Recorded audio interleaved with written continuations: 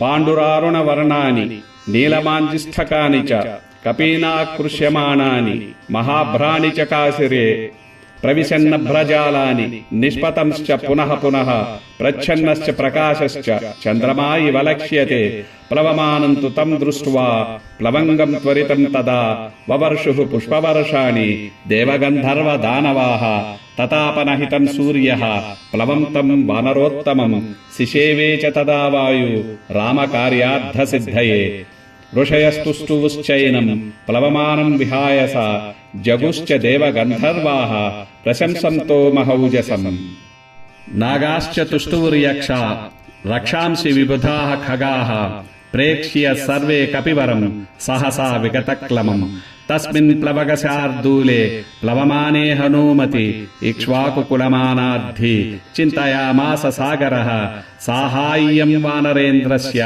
యది నాహం హనూమతః కరిష్యామి భవిష్యామి సర్వవాచ్యో వివక్షతాం అహమిక్ష్వాకునాథేన సగరేణ వివర్ధితః ఇక్ష్వాకు సచివశ్చాయం నావసీదితుమర్హతి తథా మయా విధాతవ్యం విశ్రమేత యథా కపిః శేషం చ మే విశ్రాంతః సుఖేనాతిపతిష్యతి. హనుమంతుని ప్రయాణ వేగానికి సముద్రం నుంచి జలాలు ఆకాశంలోకి ఎగిసిపడి తెలుపు, ఎరుపు, నీలం, కాషాయ రంగులతో అద్భుతమైన దృశ్యాన్ని ఆవిష్కరిస్తున్నాయి. ఆ నీటి మేఘాలలో హనుమంతుడు లోపలికి బయటకు వస్తూ మేఘాలలో చంద్రుడిలా మెరిసిపోతున్నాడు. అలా మహావేగంతో ఆకాశంలో ఎగిరిపోతున్న వానర శ్రేష్ఠుడిని చూసి దేవతలు, గంధర్వులు, దానవులు సంతోషంతో పుష్పవర్షం కురిపించారు. ఋషులు ఆయనకు కీర్తిగానం చేశారు. దేవతలు, గంధర్వులు, యక్షులు, రాక్షసులు ఆయనను చూసి అందరూ ఆశ్చర్యపోయారు. సూర్యుడు తన తాపంతో ఆయనను వేధించలేదు. ఇలా హనుమంతుడు సముద్రం మీదుగా ఎగిరిపోతున్నప్పుడు ఇక్ష్వాకు వంశానికి మేలు జరగాలని కోరుకున్న సముద్రుడు ఇలా ఆలోచించాడు.